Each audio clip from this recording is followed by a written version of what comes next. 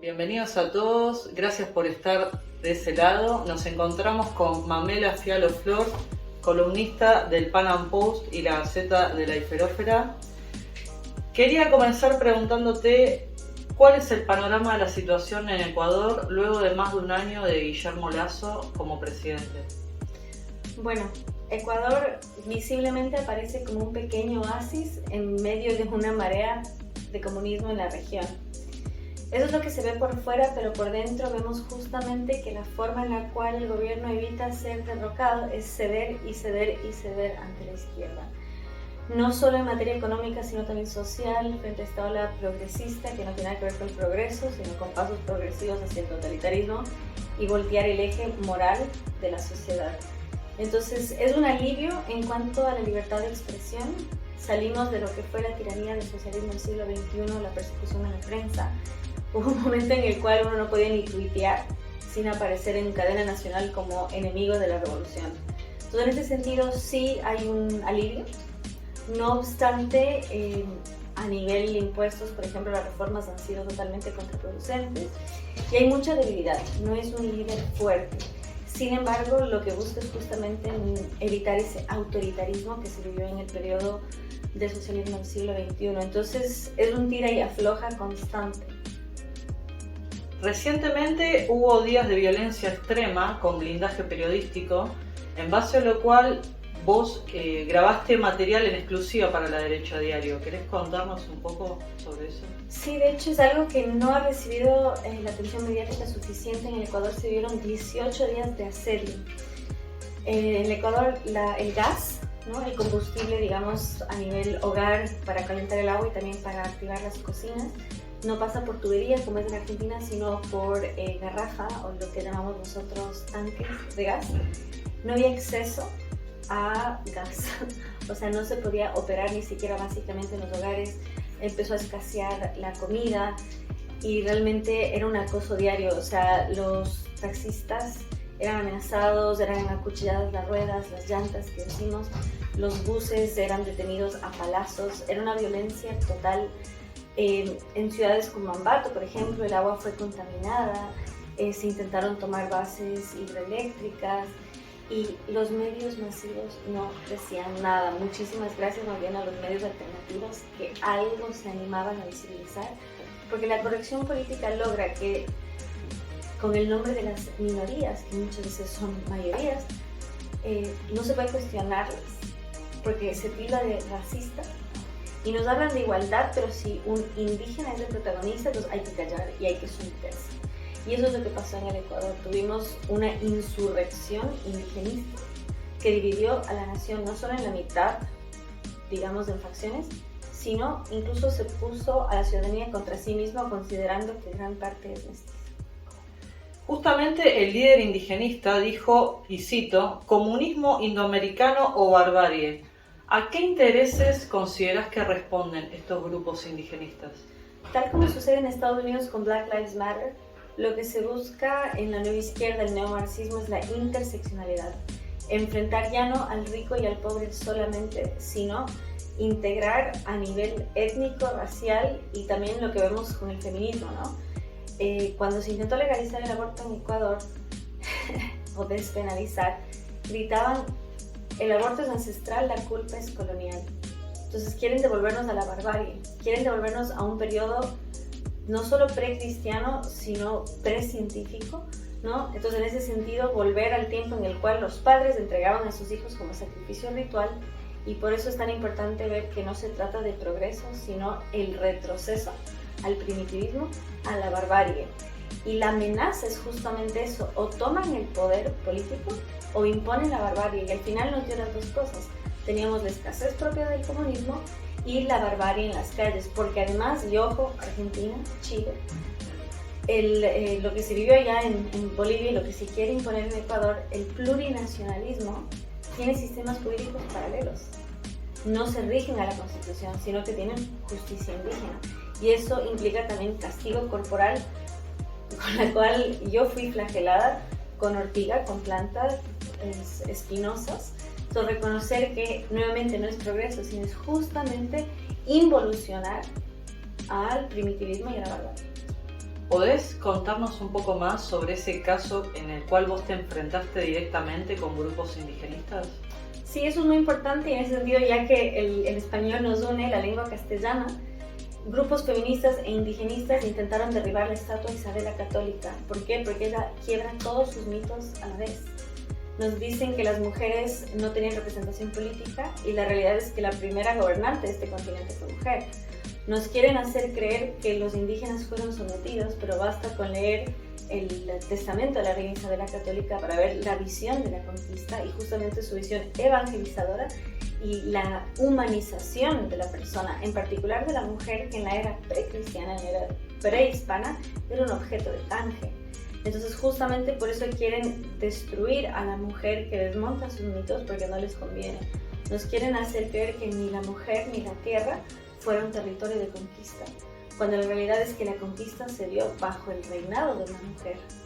Entonces lo que juegan es justamente eso, antagonizan el Padre Celestial con la Pachamama, el hombre con la mujer, América con Europa y sobre todo la industria con la naturaleza, cuando la realidad es que podemos vivir en perfecta armonía y la hispanidad que nos une en todo un continente, el Caribe y la madre patria, sabemos que tenemos una madre que es patria, es decir, nuestra cultura entroniza y eleva lo femenino a tal punto que hasta la patria es madre y termina femenina. Y ese suceso ocurrió un 12 de octubre, ¿verdad? Cuando vos te enfrentaste... Efectivamente, y por eso justamente es tan peligroso que se les caiga su discurso, porque lo que quieren es que reine el odio y la división, donde debe haber amor y unión, que es justamente lo que nos hizo hermanos e hispanos, porque para nosotros raza es justamente un concepto cultural y no étnico sanguíneo como lo es en otras culturas. Entonces, cuando estos grupos indigenistas quisieron derribar la estatua de Isabel la Católica, vos te interpusiste y ahí sucedió el conflicto. Efectivamente, y me cubrieron de sangre sintética y a las mujeres policías las arañaron. Y es muy importante ver justamente cómo quieren invertir nuestros cánones morales, porque el feminismo alega combatir la violencia, pero ataca a quienes combaten la violencia, que son las mujeres policía. Entonces no les convienen mujeres poderosas, porque se les cae el cuento del empoderamiento. Y quieren que odiemos a nuestros padres y matemos a nuestros hijos. Nos quieren sin raíces y sin frutos. Hablando sobre matar a los hijos, recientemente fue derogado el caso Roe vs. Wade en Estados Unidos, de manera que vuelve a convertirse en un asunto federal, es decir, que cada estado decide si permite el aborto o no. ¿Cuál es tu análisis sobre esta nueva decisión que se tomó? Está todo estrechamente vinculado y es un caso genial porque rompe ese mito que el aborto es progreso, porque vemos justamente que una nación tan desarrollada como Estados Unidos revirtió esta política, este fallo, precisamente porque es anticonstitucional, porque nuestras constituciones protegen la vida, porque reconocen a la vida como un derecho sagrado, no como un derecho progresivo que justamente se va perdiendo. Entonces, más bien nos deja un ejemplo que incluso si tenemos al Ejecutivo en contra, si tenemos a la justicia a favor de la Constitución, entonces podemos revocar estas políticas liberticidas. Recientemente escribiste un artículo en el cual exponías cómo Google encubrirá de su buscador las visitas a clínicas de abortos. ¿Por qué crees que las Big Tech toman esta posición tan marcada pro-abortista? Es una excelente pregunta y hay que ver la base utilitarista detrás de las corporaciones. Y ahí hay que ver justamente la delgada línea que se debe exponer.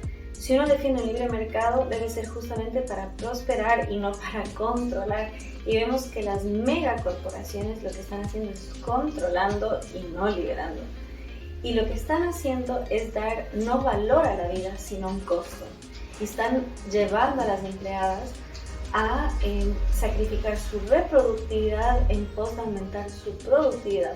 Entonces, mucho ojo en esa lógica materialista que ya no valora la vida, sino que justamente incluso financian empresas o corporaciones como Tesla, Starbucks, Amazon.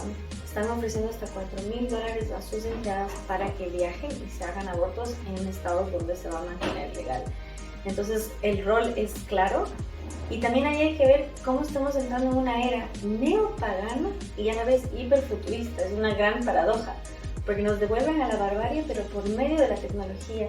Y ahí hay que ver el equilibrio entre la ciencia y el orden natural, y no este cientificismo que antagoniza con la naturaleza. Entonces, nuevamente volver a un equilibrio entre ambos componentes y no estos antagonismos tan fuertes. Otra persona que invita a abortar en su país es el primer ministro de Canadá, Justin Trudeau.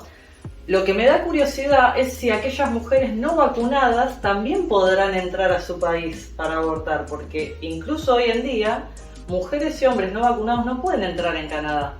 Pero más allá de eso, ¿cómo tomás esta invitación a abortar por parte del primer ministro de Canadá? Bueno, es una gran patraña, además de paradoja, que dicen mi cuerpo, mi decisión, pero no aplica a la decisión de vacunarse o no, inocularse o no. Y ahí vemos que no se trata de la libertad y no se trata de tu cuerpo, porque el aborto no es tu cuerpo, por ende no es tu decisión, es justamente imponerte sobre un tercero que es indefenso, como es el hijo en tu vientre. Trudeau es un tirano lleno de contradicciones, entre ellas que él dice ser feminista, pero en Canadá se permite el aborto selectivo, es decir, se puede matar a una niña a sabiendas que es niña. Y cuando él se le preguntó si está de acuerdo con el aborto selectivo, dijo es decisión de la mujer. O sea, es decisión de la mujer matar a una mujer por ser mujer. Entonces, él lo que está haciendo es convertir a su país en un laboratorio de ingeniería social en la cual la libertad ya no tiene valor, la vida ya no tiene valor, y pues es una tiranía en toda la esencia de la palabra. Pasando a la situación regional. En Argentina tenemos a Alberto Fernández, en Chile está Gabriel Boric, en Perú se encuentra Castillo, en Bolivia el oficialismo que responde a Evo Morales y recientemente en Colombia ha ganado Petro. En base a la situación sudamericana, ¿qué crees que está en juego en las próximas elecciones de octubre presidenciales en Brasil? Yo creo que hay que salir un poco de esa mentalidad de la Guerra Fría, porque ahora la dinámica es otra. Ahora es soberanistas contra globalistas. Y en ese sentido, Bolsonaro ha sido hasta heroico. Muy interesante, estamos viendo que a nivel regional la gasolina se disparó y en Brasil no. Y no porque lo ha subsidiado, sino justamente porque ha recortado impuestos. Mientras Argentina quedó desplazada como mayor exportador de carne, llega a Brasil. ¿Por qué? Porque permitió la libertad de sus ciudadanos. Esta tiranía sanitaria ha sido un parteaguas donde vemos quién en verdad trabaja en función de la libertad, y Bolsonaro ha sido un ejemplo claro de esto. Entonces él es el último bastión en la región y ojalá le dé ímpetu y fuerza al presidente de Ecuador, que es un líder muy débil, y realmente se juega un actor, ¿no? Porque no solo en la región, que tiene frontera con todos los países menos Chile y Ecuador, sino incluso ante el nivel internacional, considerando que Brasil tiene más tierra fértil que toda Europa. Y por eso es que Macron, que es otro globalista liberticida, le hizo esta anticampaña tan fuerte, porque no pueden competir contra Brasil. Brasil es un gigante, firmante del Consenso de Ginebra, donde se busca blindar la vida desde la concepción. Entonces realmente es el último gran líder del mundo libre dentro de América, de los que están en el poder ahora, y es crucial que él gane, lo dijo Eduardo Bolsonaro. O sea, el voto depende no solo de la libertad de los brasileros, porque además, si Lula vuelve al poder, vuelve el financiamiento de tiranías como la de Cuba y Venezuela por medio del BNDES, el Banco Nacional de Desarrollo. Brasil era no solo prestamista, sino también garante. Entonces los brasileños fueron empobrecidos a expensas de enriquecer a los jerarcas comunistas que hambrean a sus pueblos. Y no solamente otros políticos o mandatarios opinaron sobre la situación en Brasil, también tuvimos actores de Hollywood que opinaron, como Leonardo DiCaprio, quien tuvo un entrecruce con Jair Bolsonaro. ¿Por qué crees que actores de Hollywood opinan sobre la situación política de Brasil o opinan sobre la soberanía o no que tiene el Amazonas? Bueno, es algo que nace en la base misma de Occidente, que es la antigua Grecia. Los actores siempre han tenido un rol crucial en la cívica, y es un patrón que se repite. En su momento fueron ellos, luego los gladiadores. Siempre se ha usado a pan y circo para entretener a las masas. Y también hay un tema de creerse importantes, ¿no? De sentirse victoriosos, de sentirse empáticos. Pero la realidad es que ellos viajan en jets privados, pero quieren que reduzcamos el consumo de combustible. Y Bolsonaro lo enfrentó a Mark Ruffalo, que hizo de Hulk en la serie de los Vengadores, y se le burló justamente por su actuación, porque Hulk necesita ciertos estímulos para ser fuertes, porque naturalmente no puede. Y en ese sentido, bueno, DiCaprio igual quedó bastante vergonzoso su rol, pero Bolsonaro tiene toda la publicidad en contra. Pero gracias a la alianza que hizo con Tesla, justamente se expuso la vigilancia dentro del Amazonas, todas las irregularidades que hay y cómo la tecnología puede servir para proteger la naturaleza. Y de hecho, yo lo expuse en el Pan Am Post, hay estudios satelitales que muestran cómo en la gestión de Jair Bolsonaro hubo una baja histórica en incendios forestales, mientras que con el gobierno de Lula fue un pico histórico. Y en lugar de ser sancionado, la que estaba a cargo de medio ambiente en su gobierno, ahora tiene un cargo en la ONU. Entonces la ONU premia a gente que destruye el Amazonas, pero castiga a quien la protege, porque no les importa el planeta, les importa el control. El globalismo es la respuesta política a este culto neopagano al planeta, que al final no nos salva, sino que nos lleva a ir contra nuestra naturaleza misma, a atentar contra nuestra especie y contra nuestra prole. De la misma manera que a la ONU no le importó cómo afectaron las malas decisiones de Evo Morales sobre el Amazonas boliviano. Exactamente, gracias por destacarlo. También saqué una nota en el Pan Am Post de por qué, mientras se quema la Chiquitanía, que es una región boscosa de Bolivia, no se dice nada, pero hacen escándalo respecto a Brasil. Porque lo que importa es que queden bien sus líderes y que queden mal sus objetores. Y realmente, y nuevamente, recomiendo mucho la labor de Guadalupe Cárdenas, mujer indígena, presidenta de la Asociación de Esposas de Policías. Destaca que Evo Morales no sabe ninguna lengua indígena y sin embargo le destacan por su fisonomía y sus rasgos como si lo fuese, pero la realidad es que él no vela por los intereses ni de los campesinos, ni indígenas, ni la mayoría de los bolivianos, pero usa su imagen para promover una agenda. La diferencia entre ser y parecer, ¿no? Excelente analogía.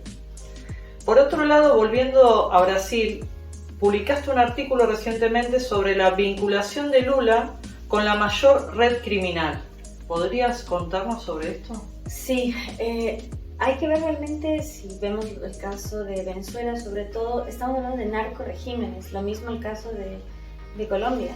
No son simples gobiernos con una cierta conducción o cierta visión, son ya vinculadas a redes criminales. De hecho, es no solo el PCC, sino también lo que se llama vermelho, que significa rojo.